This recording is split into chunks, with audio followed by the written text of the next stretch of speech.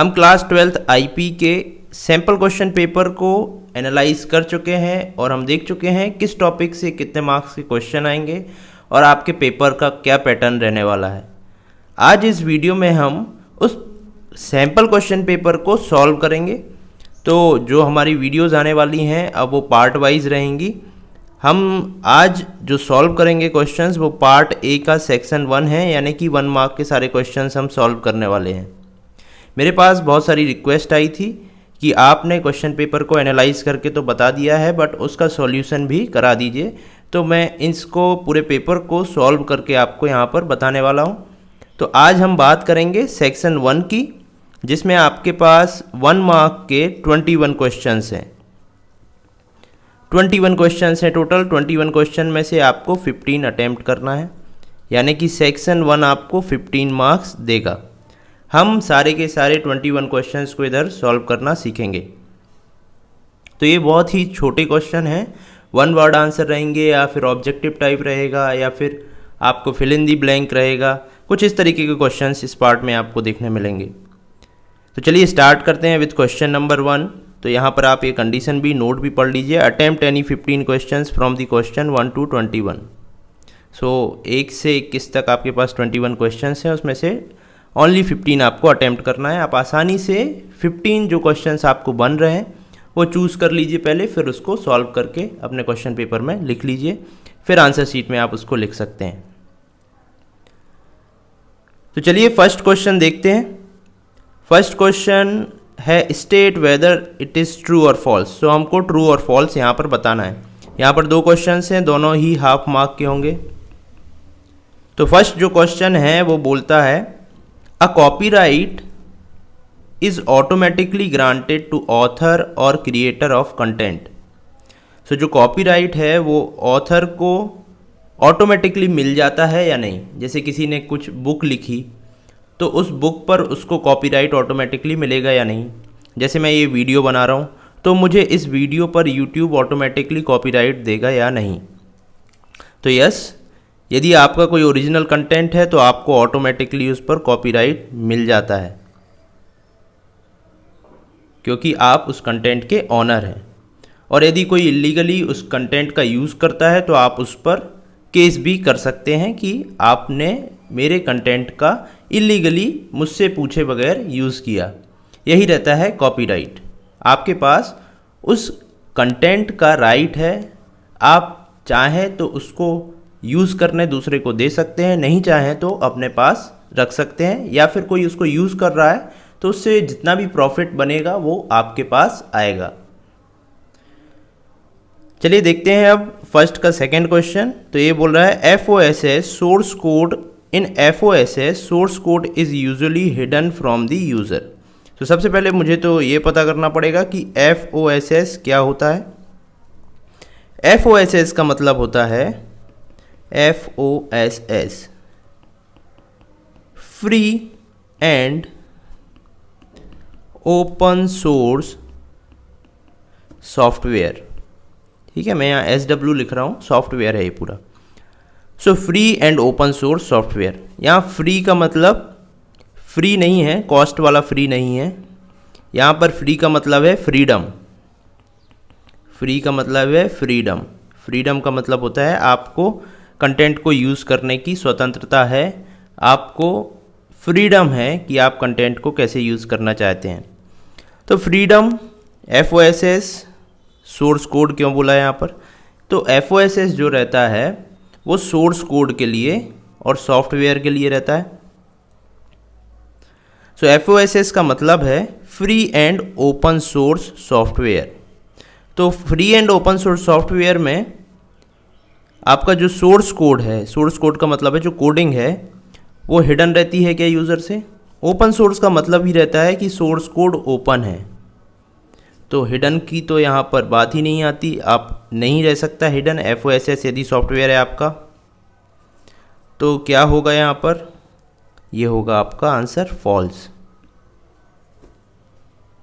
Free and open source software में जो आपका सोर्स कोड है वो ओपन रहता है। जैसे आप यहाँ देख सकते हैं इसके नेम में ही ओपन है, ओपन रहता है और फ्रीडम रहती है दूसरे के पास उसको यूज़ करने की। चलिए अब देखते हैं सेकंड नंबर क्वेश्चन। तो सेकंड नंबर क्वेश्चन क्या बोलता है, fill in the blank. The command used to give a heading to a graph. So आपके पास कोई ग्राफ है, उसको हेडिंग देना है आपको, तो आप इनमें से कौन सी कमांड यूज़ करेंगे। तो यहाँ पर 4 टोटल कमांड्स दी हुई हैं, उनमें से आपको कोई ना कोई यूज़ करना है।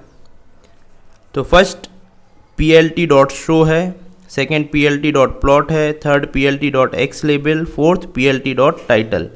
तो इन चारों में से कोई एक आपको चूज़ करना है। तो हेडिंग देने के लिए ग्राफ में, माना आपके पास कोई ग्राफ है, आपने ऐसे कोई ग्राफ बनाया, ये प्लॉट है, यहाँ पर आपका ग्राफ बना है।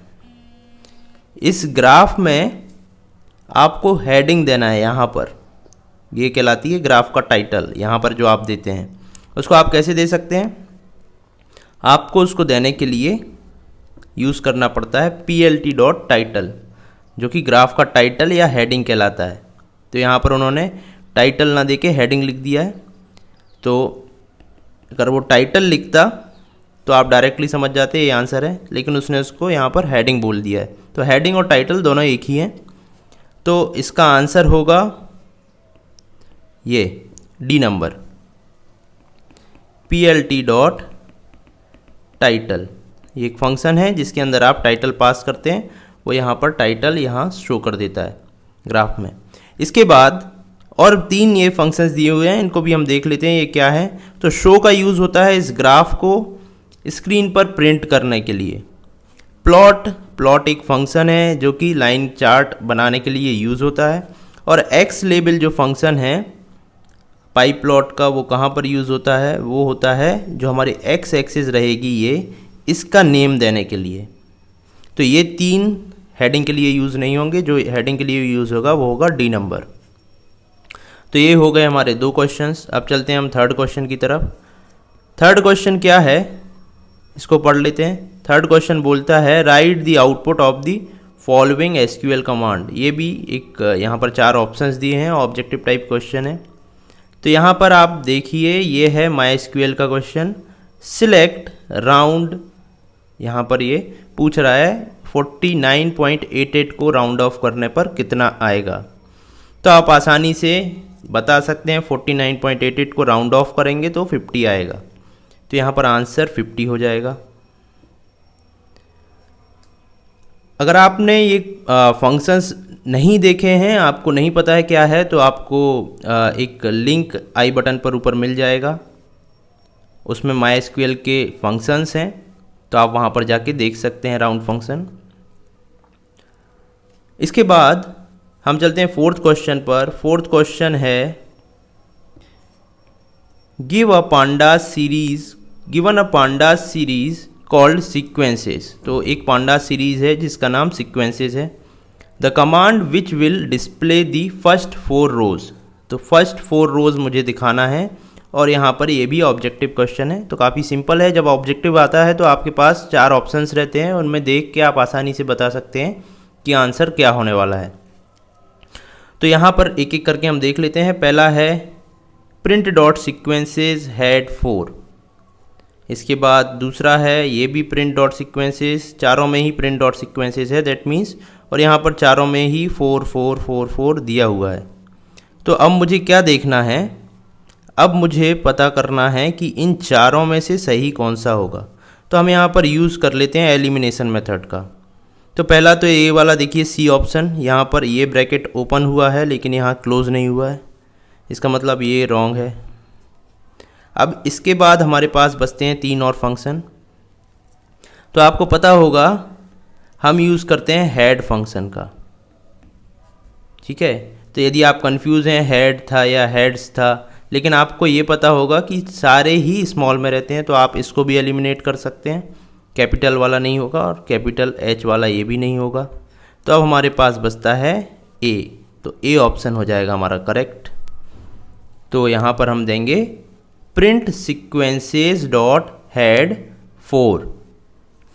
तो ये मुझे 4 रोज़ निकाल के देगा। बाय डिफ़ॉल्ट अगर मैं हेड में कुछ नहीं देता हूँ यहाँ अंदर, तो ये मुझे बाय डिफ़ॉल्ट 5 रोज़ देता है।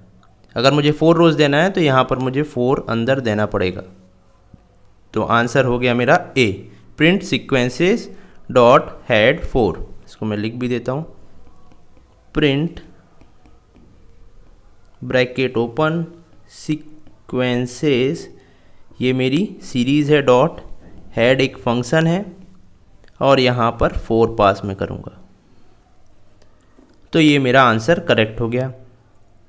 इसके बाद हम चलते हैं 4th नंबर ख़त्म होने के बाद 5th नंबर क्वेश्चन पर।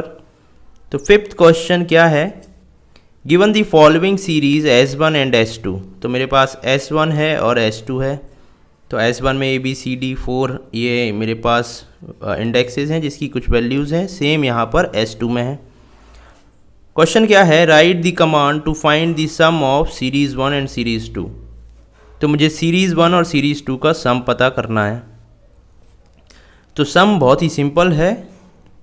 सम आप कैसे कर सकते हैं, अगर मेरे पास S1 है और S2 है तो आप S1 प्लस S2 कर दीजिए, तो ऑटोमेटिकली जो आपके सेम इंडेक्सेस होंगे उनका सम यहाँ पर आ जाएगा। ये 90 हो जाएगा, BCD, B आपका 60 हो जाएगा, ये हो जाएगा आपका 108, ये हो जाएगा आपका 150।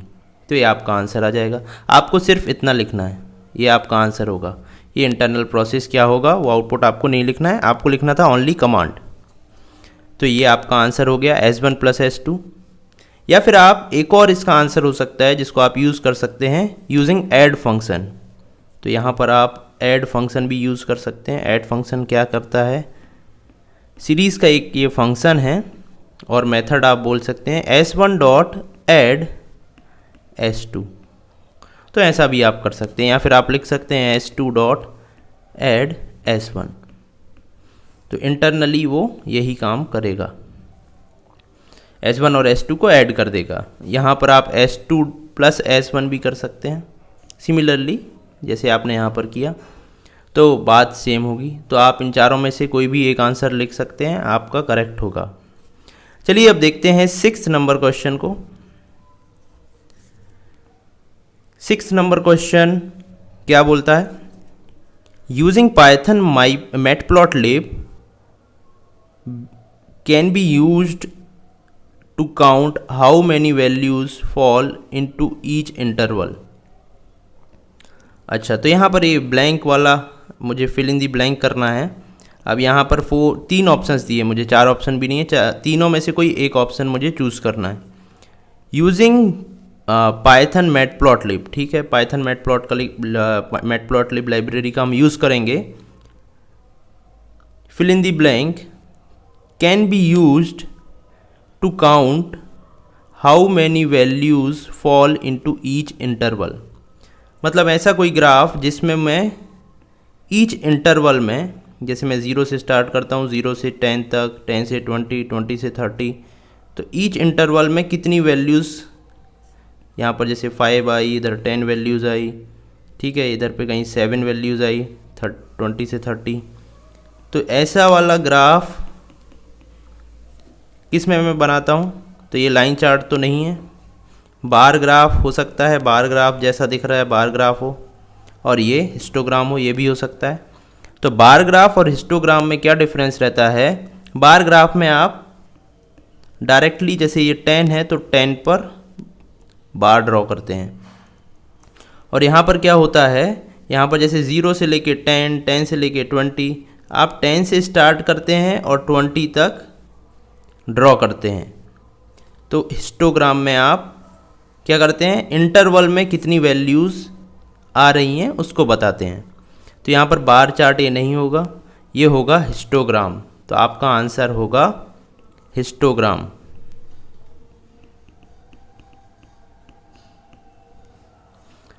तो using matplotlib histogram can be used, using matplotlib, यहाँ पर सिंटैक्स इन्होंने थोड़ा सा गलत लिख दिया है। So matplotlib histogram can be used, इसको आप हटा सकते हैं, सिंटैक्स थोड़ा सा मिस्टेक है, कोई दिक्कत नहीं। Python matplotlib histogram can be used to count how many values fall into each interval. So each interval में कितनी वैल्यूज़ आ रही हैं उसको आप काउंट कर सकते हैं हिस्टोग्राम से। यदि आपको नहीं पता है हिस्टोग्राम क्या है तो ऊपर आई बटन में वीडियो मिल जाएगा, वहाँ पर जाकर आप देख सकते हैं। और आपको सिर्फ यहाँ पर इस क्वेश्चन को सॉल्व करने के लिए हिस्टोग्राम की डेफिनेशन जानना ज़रूरी है, जिसमें बोलता है कि ईच इंटरवल में कितनी वैल्यूज़ आ रही हैं उसको आप कैसे काउंट कर सकते हैं। तो आसानी से आप इसका आंसर बता सकते हैं, सी नंबर आंसर होगा। चलिए देखते हैं अब 7th नंबर क्वेश्चन को। 7th नंबर क्वेश्चन क्या बोल रहा है, to prevent unauthorised access to and और from the network a system known as fill in the blank can be implemented by hardware and or software। सो ऐसा कौन सा system है जो हार्डवेयर या सॉफ्टवेयर के थ्रू हम इम्प्लीमेंट कर सकते हैं अनऑथराइज एक्सेस को प्रिवेंट करने के लिए। आपके पास एक नेटवर्क है, आपका नेटवर्क है, ये आपका स्कूल का या फिर आपकी कंपनी का नेटवर्क है, यहाँ से आप इंटरनेट से कनेक्टेड हैं, ठीक है, ये इंटरनेट है यहाँ पर, मतलब आउटर वर्ल्ड से कनेक्टेड हैं। तो आप अनऑथराइज एक्सेस को कैसे प्रिवेंट करेंगे, यहाँ पर आपको एक हार्डवेयर या सॉफ्टवेयर इंस्टॉल करना पड़ेगा जो अनऑथराइज एक्सेस को प्रिवेंट कर पाएगा, चेक करेगा कौन आ रहा है, उसी को अलाउ करेगा। तो ये चीज़ क्या कहलाती है, ये कहलाती है फायरवॉल। ठीक है, फायरवॉल से हमेशा कोई ना कोई क्वेश्चन आता रहा है पिछले काफ़ी सारे एग्ज़ाम्स में। तो आपको फायरवॉल की डेफिनेशन अच्छे से देख लेना है, क्या कहलाती है फायरवॉल, और उसको पढ़ लेना है। तो फायरवॉल अनऑथराइज एक्सेस को प्रिवेंट करने के लिए यूज़ होती है। ये आइदर सॉफ्टवेयर के फॉर्म में भी यूज़ हो सकती है या फिर हार्डवेयर के फॉर्म में भी यूज़ हो सकती है। आपने अपने कंप्यूटर्स पर देखा होगा फायरवॉल रहती है आप सबके कंप्यूटर्स में, वो सॉफ्टवेयर के फॉर्म में रहती है। यदि आप किसी बड़ी कंपनी में हैं या फिर आपका जो ऑर्गेनाइजेशन है स्ट्रक्चर काफ़ी बड़ा है, तो आप वहाँ पर एक हार्डवेयर, एक मशीन, एक कंप्यूटर इंस्टॉल कर सकते हैं जो फायरवॉल के जैसा काम करेगा। तो आइदर हार्डवेयर या सॉफ्टवेयर के फॉर्म में हो सकती है फायरवॉल। तो इसका आंसर होगा फायरवॉल, जो अनऑथराइज एक्सेस को प्रिवेंट करता है आपके ऑर्गेनाइजेशन में, आपके नेटवर्क में ऑर्गेनाइजेशन के आने से। चलिए अब देख लेते हैं 8th नंबर क्वेश्चन को। सो 8th नंबर जो क्वेश्चन है वो बोल रहा है इन अ डेटा फ्रेम, सो ये it is related to data frame, data frame से रिलेटेड है। सो डेटा फ्रेम में axis 1 represents the fill in the blank elements. So यहाँ पर एक्सेस 1 स्मॉल ए होगा यहाँ पर। सो एक्सेस की वैल्यू 1, जब आप डेटा फ्रेम यूज़ करते हैं तो उसमें एक पैरामीटर होता है एक्सेस। सो एक्सेस की वैल्यू 1 कब होती है, वो क्या रिप्रेजेंट करती है। सो 1 रिप्रेजेंट करता है, यदि आपने मेरी प्रीवियस वीडियोस देखी है डेटा फ्रेम पर तो आपको पता होगा 1 रिप्रेजेंट करता है कॉलम्स को और 0 रिप्रेजेंट करता है रोज़ को। इसको आप याद कैसे रख सकते हैं, याद रखने के लिए आपको डेटा फ्रेम को देखना होगा। डेटा फ्रेम एक टेबल लाइक स्ट्रक्चर होता है। तो ये आपके होते हैं कॉलम्स, ठीक है, ये कॉलम्स हो गए, और ये आपकी होती हैं रोज़। ठीक है, तो इसको आप याद रखने के लिए क्या कर सकते हैं, आप देख रहे हैं यहाँ पर जो हॉरिजॉन्टल है वो रोज़ है, ठीक है, और जो वर्टिकल है वो कॉलम्स है। सो वर्टिकल 1 से आप याद रख सकते हैं, जो वर्टिकल है सीधा है ये, तो ये कॉलम्स है, ठीक है, और जो बाकी बचा 0 वो रोज़ है। अब इसके बाद हम देखते हैं क्वेश्चन नंबर 9। सो 9 क्या बोलता है, which of the following is not a network topology. So हमने नेटवर्क टोपोलॉजीज़ देखी हैं। नेटवर्क टोपोलॉजी, यदि आपने कंप्यूटर नेटवर्क चैप्टर पढ़ा है तो उसमें नेटवर्किंग टोपोलॉजीज़ देखी होगी। नेटवर्किंग टोपोलॉजी बताता है आपके नेटवर्क का स्ट्रक्चर क्या है, आपके डिफरेंट मशीन्स, डिफरेंट कंप्यूटर्स किस फॉर्म में कनेक्टेड हैं। सो हमने जो टोपोलॉजीज़ पढ़ी हैं उसमें आप देख सकते हैं कि इन सारी टोपोलॉजीज़ में से कौन सी टोपोलॉजी आपने नहीं पढ़ी है।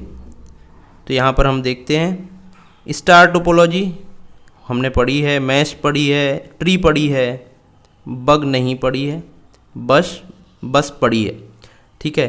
तो यहाँ पर हमारा जो आंसर है वो नॉट अ नेटवर्क टोपोलॉजी है, जो नहीं है वो मुझे पता करना है। तो यहाँ पर आसानी से मैं पता कर सकता हूँ, जो बग है वो एक टोपोलॉजी नहीं है। बग आपके सॉफ्टवेयर में होता है, जो एरर आती है वो सारी चीज़ें बग कहलाती है। तो ये एक टोपोलॉजी नहीं है, तो यहाँ पर आंसर होगा bug. Bug is not a network topology. चलिए अब हम चलते हैं नेक्स्ट क्वेश्चन पर, जो है 10th नंबर क्वेश्चन। सो ये क्या बोलता है, इसको हम पढ़ लेते हैं। ये कुछ यहाँ पर लिखा हुआ है और कुछ ऑप्शंस लिखे हुए हैं। जस्टिफाई योर आंसर, ये आपको बड़े ही ध्यान से पढ़ लेना है जहाँ पर जस्टिफिकेशन लिखा हो। चलिए अब क्वेश्चन को पढ़ लेते हैं। For web pages where the information is changed frequently, for example stock prices, where the information which out of the following option would you advise. Okay, so weather information, okay ठीक है। So for example stock prices, weather information, which out of the following option would you advise. So ऐसी जगह है जहाँ पर आपका data बार बार फ्रिक्वेंटली चेंज होता रहता है। जैसे स्टॉक प्राइजेज है वो आपकी हर सेकेंड में चेंज होती है, जो वेदर इन्फॉर्मेशन है वो भी थोड़े थोड़े टाइम में चेंज होती रहती है। तो अगर आपके पास वेब पेज है एक, जो आपकी वेबसाइट में होगा, जैसे आपके पास वेबसाइट है एक, ये आपकी वेबसाइट है, ठीक है, ये आपकी वेबसाइट है।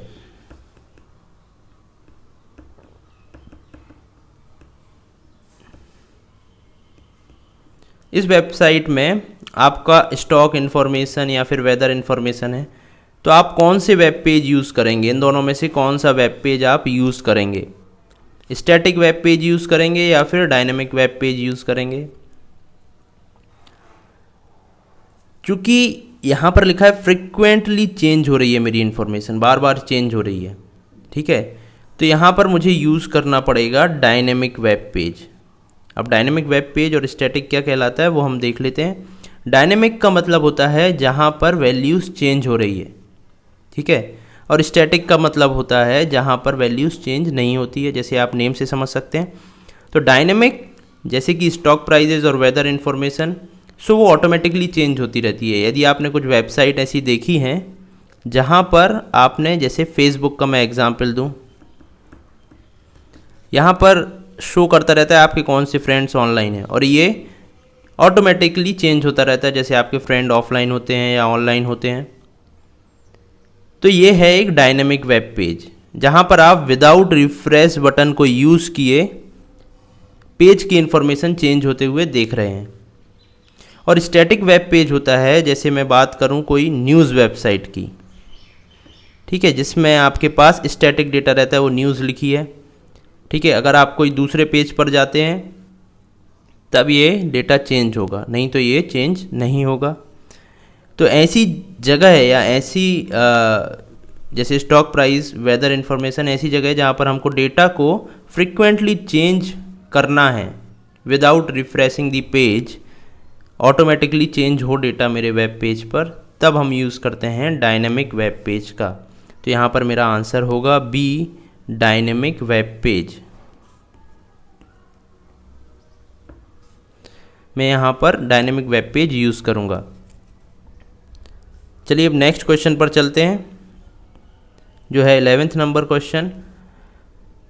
सो ये एक MySQL का क्वेश्चन है। ये भी आपको आइडेंटिफाई कर लेना है कि किस टॉपिक से क्वेश्चन आया है, तो आपको आंसर को फाइंड करने में, अपने दिमाग में सोचने में बहुत ही आसानी होगी, क्योंकि आपने सब डिवाइडेड कर दिया है चैप्टर को। अब उस चैप्टर में आपको पर्टिकुलर टॉपिक से क्या आंसर आना चाहिए आपको वो पता करना है। सो ये एक MySQL का क्वेश्चन है, तो अभी आप MySQL पर आ जाइए और बाकी सारी चीज़ें भूल जाइए। अब देखते हैं इस क्वेश्चन को। सो यहाँ पर पूछ रहा है AVG function in MySQL is an example of. 4 answers दिए हैं मुझे, 4 ऑप्शंस दिए हैं, इनमें से मुझे एक आंसर चूज़ करना है। सो AVG जो फंक्शन है, अब आप याद कीजिए MySQL में AVG फंक्शन कहाँ पर आपने पढ़ा है। तो यदि आप याद करेंगे तो हमने AVG जो फंक्शन है वो पढ़ा था सम के साथ, काउंट, मिन, मैक्स एंड AVG। तो ये 5 फंक्शंस पढ़े थे हमने। तो ये 5 फंक्शंस क्या थे? ये थे एग्रीगेट फंक्शन, ये थे एग्रीगेट फंक्शंस। इनको भी मैंने बताया हुआ है, आई बटन पर वीडियो मिल जाएगा, आप वहाँ पर जाके देख सकते हैं। तो हमने एग्रीगेट फंक्शंस पढ़े हुए थे, ये 5 फंक्शन। तो ये मैथ फंक्शन नहीं है, टेक्स्ट फंक्शन नहीं है, डेट फंक्शन नहीं है। ऑब्वियसली आप कंफ्यूज होंगे मैथ फंक्शन में और एग्रीगेट फंक्शन में।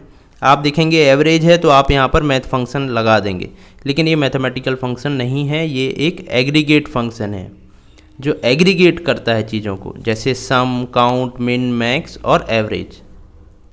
तो इसको बड़ी ध्यान से आपको देखना है और करेक्ट ऑप्शन चूज़ करना है। चलिए अब क्वेश्चन नंबर 12 देखते हैं। क्वेश्चन नंबर 12 है the practice of taking someone else's work और idea and passing them off as one's own is known as. तो यहाँ पर हम क्या पढ़ रहे हैं, यहाँ पर ये क्वेश्चन में बोल रहा है कि यदि आप किसी और के आइडिया को या वर्क को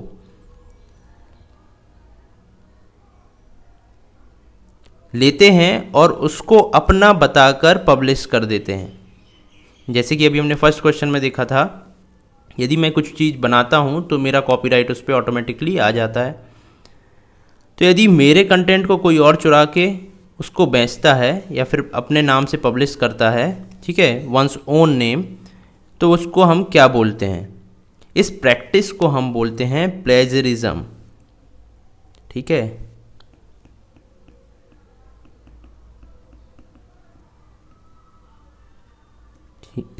इसको हम बोलते हैं प्लेजरिज्म। तो प्लेजरिज्म कहलाता है यदि आप किसी और के वर्क को चुरा कर अपना बताकर उसको पब्लिश कर रहे हैं। ठीक है, तो दूसरे के वर्क को चुराना कहलाता है प्लेजरिज्म। चलिए अब देखते हैं नेक्स्ट क्वेश्चन जो है 13th number question. So in pandas, अब इस टॉपिक में हम आ जाते हैं। तो ये पांडास का है। पांडास मतलब डेटा फ्रेम या सीरीज से रिलेटेड होना चाहिए। So in pandas the function used to check null values in data frame. So data frame के कौन से फंक्शन का यूज़ करके हम नल वैल्यूज़ को चेक कर सकते हैं? तो यहाँ पर आपको देख लेना है, डेटा फ्रेम में दो चीज़ होती है। ठीक है, डेटा फ्रेम में होता है, डेटा फ्रेम में एक होता है एट्रीब्यूट्स, दूसरा होता है मेथड्स। मेथड्स और फंक्शंस बोल सकते हैं आप इसको। ठीक है, तो एट्रीब्यूट डायरेक्टली यूज़ होते हैं डॉट ऑपरेटर के साथ, जैसे डॉट इंडेक्स करता हूँ मैं। ठीक है, डॉट कॉलम्स, ये सारी एट्रीब्यूट्स होते हैं। और फंक्शन कैसे यूज़ होता है? डॉट ऑपरेटर, देन मैं जैसे सम फंक्शन यूज़ करूँ तो सम और ब्रैकेट इसके बाद होता है। तो ये होते हैं मेरी मेथड्स। तो मेथड में हम ब्रैकेट यूज़ करेंगे, इसमें हम एट्रीब्यूट में ब्रैकेट यूज़ नहीं करेंगे। तो यहाँ पर आपको फंक्शन लिखना है, यानी कि मेथड बताना है डेटा फ्रेम की, जिसका यूज़ करके आप नल वैल्यूज़ को चेक कर सकते हैं। तो यहाँ पर जो 21 क्वेश्चंस आएंगे उनमें कुछ क्वेश्चंस ऐसे देगा जो हो सकता है आपने नहीं पढ़े हों। ठीक है, हो सकता है आपकी बुक में भी ना हो, लेकिन वो डेटा फ्रेम से रिलेटेड हो।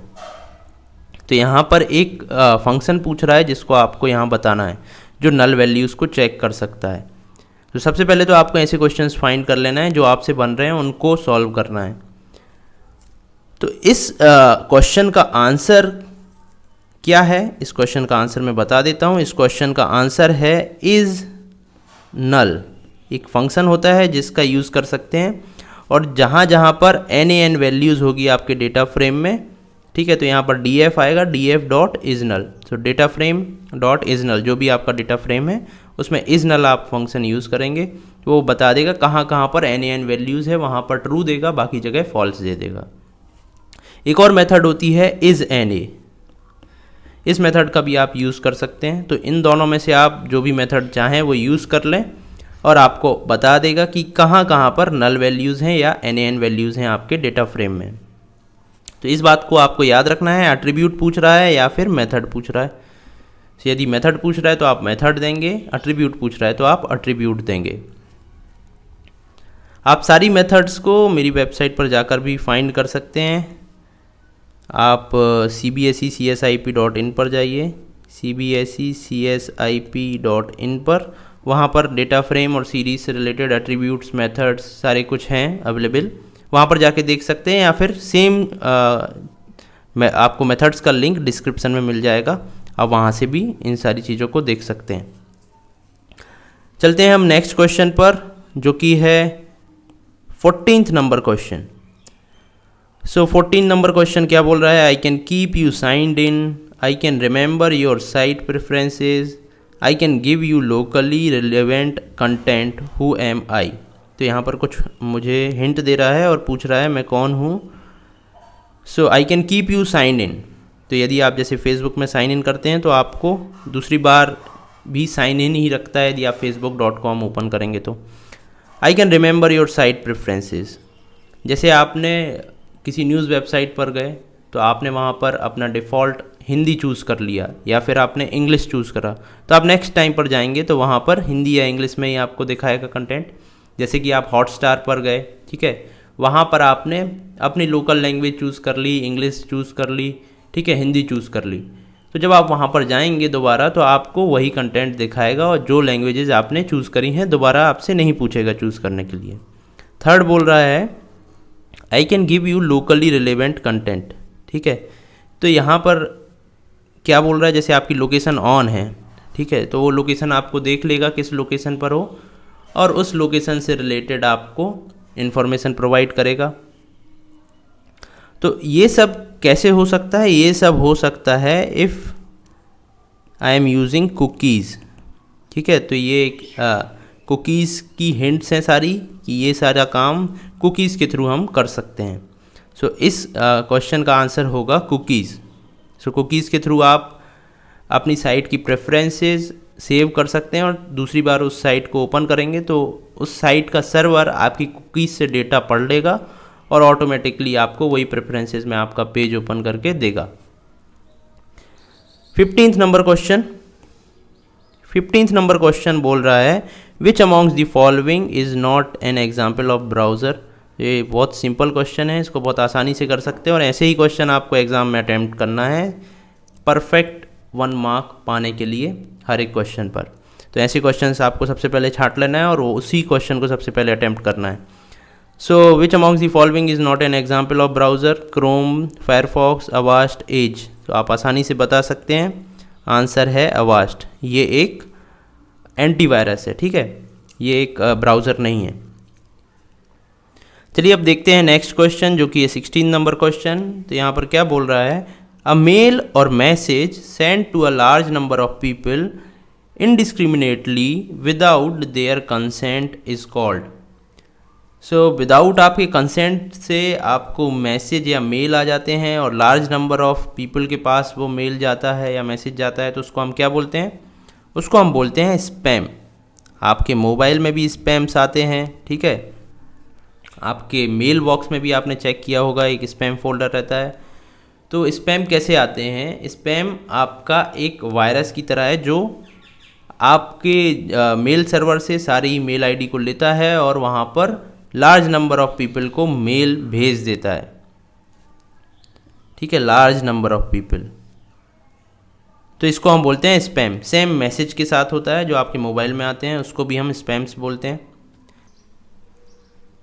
चलिए अब देखते हैं नेक्स्ट क्वेश्चन को जो है 17 नंबर क्वेश्चन। तो ये क्या बोल रहा है? According to a survey one of the major Asian country generates approximately 2 million ton of electronic waste per year. So 2 million ton per year electronic waste generate करता है कोई एशियन कंट्री। तो यहाँ पर आप टॉपिक फाइंड कर सकते हैं, ये ई वेस्ट मैनेजमेंट से क्वेश्चन है। आपके पास एक टॉपिक है आपके सिलेबस में ई वेस्ट मैनेजमेंट, वहाँ से ये क्वेश्चन आया है। So only 1.5% of the total e waste gets recycled. So जितना भी ई वेस्ट जनरेट करती है वो कंट्री, उसमें से 1.5% ही रिसाइकिल करती है। Suggest a method to manage e waste. So e waste को मुझे बताना है ई वेस्ट को कैसे मैनेज करे वो कंट्री, कोई एक मेथड सजेस्ट करना है। सो कई सारी मेथड होती हैं, हमने पढ़ी है, लास्ट चैप्टर में है आपके पास ये टॉपिक। सो फर्स्ट आप बता सकते हैं एनवायरनमेंट फ्रेंडली मटेरियल्स यूज़ कीजिए।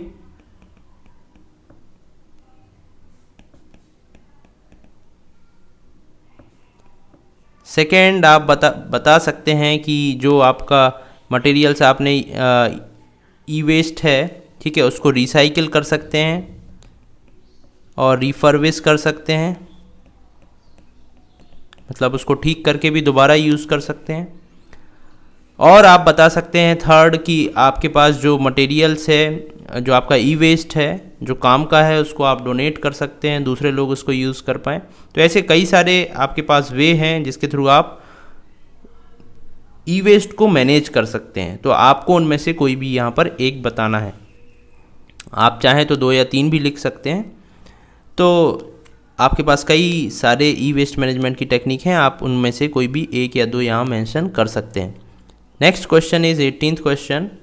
सो the blank, fill in the blank, command can be used to make changes in rows of a table in SQL. So ये किस टॉपिक से, माई एसक्यूएल वाले topic से क्वेश्चन है। So the command can be used to make changes in rows of a table in SQL. So मेरे पास एक table है जैसे, ठीक है, यहाँ पर मेरे पास कुछ रोज़ हैं। सो इन रोज़ में जो डेटा है उसको मैं कैसे चेंज कर सकता हूँ, कौन सी कमांड यहाँ पर यूज़ करूँगा मैं।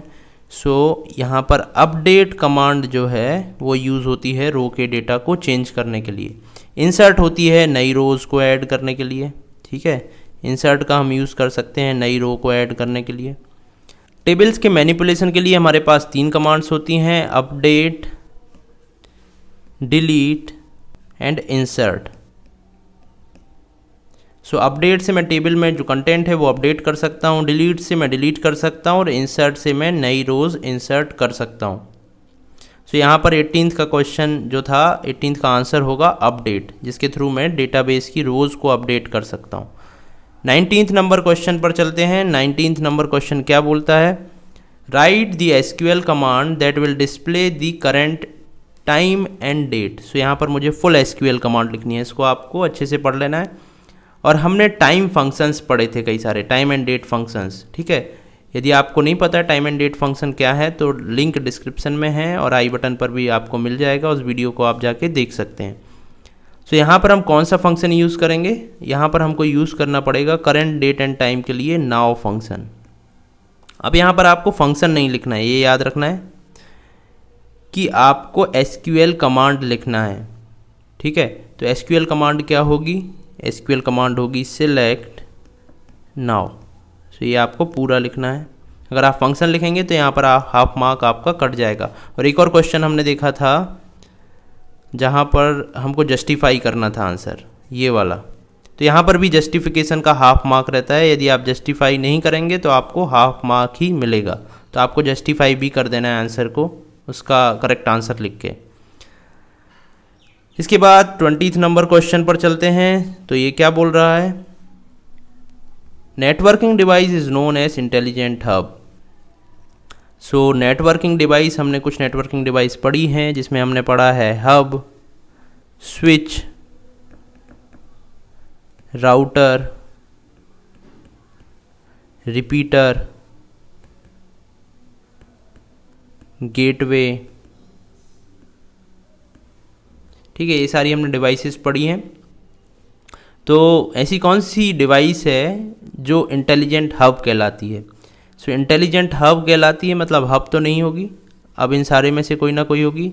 सो इंटेलिजेंट हब किसको बोलते हैं हम, हब के बाद आता है स्विच, जिसको हम इंटेलिजेंट हब बोलते हैं, क्योंकि ये इंटेलिजेंटली उन्हीं कंप्यूटर्स को डेटा भेजता है जिसका एड्रेस आप भेजते हैं कि इस कंप्यूटर को डेटा भेजो, तो उसी कंप्यूटर के पास जाता है। और हब क्या करता है, आप यदि इसको डेटा देते हैं ना तो ये मल्टीकास्ट कर देता है। तो यहाँ पर आंसर हमारा जो होगा वो होगा स्विच। हब आपके डेटा को मल्टीकास्ट कर देता है, यानी कि सारे कंप्यूटर्स को भेज देगा। स्विच एक स्मार्ट हब है जो सिर्फ उन्हीं कंप्यूटर्स को डेटा देता है जिसको हमको भेजना है। Next question 21st question is receiving irrelevant and unwanted emails repeatedly is an example of. Same चीज़ एक क्वेश्चन और सिमिलर आया था, तो ये आपका आंसर होगा स्पैम, ठीक है। Irrelevant and unwanted emails repeatedly आपके पास आते रहते हैं, उसको हम क्या बोलते हैं, स्पैम।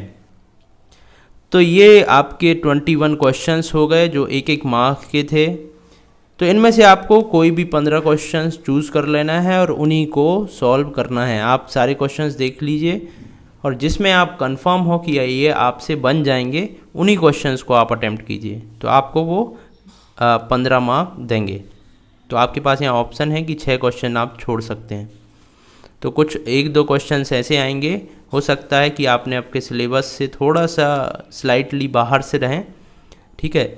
जैसे अभी हमने एक क्वेश्चन देखा जिसमें आपको डेटा फ्रेम में एक मेथड बताना थी जो आपकी NaN या नल वैल्यूज़ को बताए। तो ऐसे क्वेश्चंस को आप स्किप कर सकते हैं और उसकी जगह कोई दूसरा क्वेश्चन भी अटेम्प्ट कर सकते हैं। आई होप आपको सारे क्वेश्चन समझ आए होंगे। यदि कहीं भी कोई डाउट है तो आप मुझसे कमेंट सेक्शन में पूछ सकते हैं, मैं वहाँ पर डाउट आपकी क्लियर करने की कोशिश करूँगा। और नेक्स्ट वीडियो में हम बात करेंगे 2 नंबर वाले क्वेश्चंस की, 2 मार्क के क्वेश्चन की। तो 2 मार्क के क्वेश्चन मेरे पार्ट बी में सेक्शन 1 है, तो इस वाले क्वेश्चंस को हम देखेंगे। फिर 3 मार्क के क्वेश्चन देखेंगे, फिर 4 मार्क के क्वेश्चन देखेंगे, लास्ट में हम बात करेंगे 5 मार्क के क्वेश्चंस की।